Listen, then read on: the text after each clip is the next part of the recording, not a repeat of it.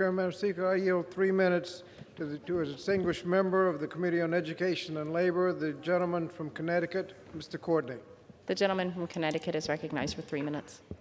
Thank you, Madam Speaker, and thank you, Chairman Scott, for your leadership on this issue. Madam Speaker, the Chamber can see the chart on my right, which is prepared by the Organization for Economic Cooperation and Development, which shows that the American people pay far more for prescription drugs than any other country in the world by wide, unacceptable margins. Per capita, the U.S. spends 25% more on prescription drugs than Switzerland, the country with the next highest drug costs. Specific examples of this outrageous disparity abound. A vial of insulin in the U.S. is $300. The same vial in Canada is $32. In the U.S., an EpiPen 2-pack has a list price of $608. In the U.K., $69.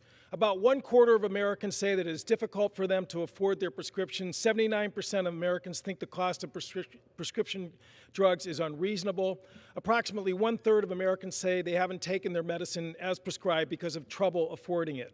This week, Congress will vote finally to use the leverage Medicare has to get U.S. drug prices in line with the International Price Index for developed countries whose standard of living is comparable to the U.S. and whose life expectancy in many cases actually exceeds the U.S. As CBO confirmed, this bill will save patients millions of dollars and will ensure that this chart changes for the better.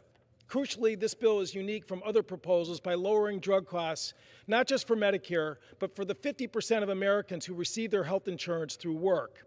It directs the Secretary of HHS to negotiate lower drug prices and extends that price voluntarily to employer-sponsored health plans, reducing the relentless increase in health care costs that is driving premiums higher for large employers, small employers, and the self-insured. According to the Connecticut Department of Insurance, the portion of health care premiums attributable to prescription drug coverage has increased from 15% to 23% of every premium dollar since 2010, which eats up wages and salaries. In a nutshell, this bill will put billions of dollars into the pockets of working Americans, their families, at the same time not using a limited formulary, at the same time preserving research and development tax credit, and at the same time boosting support for pharmaceutical research at the National Institute of Health.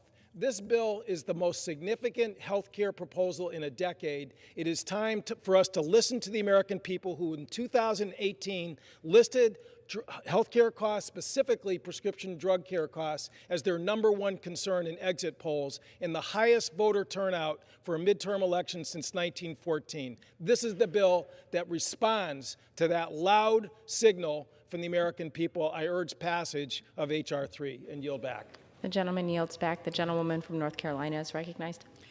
Thank you, Madam Chair.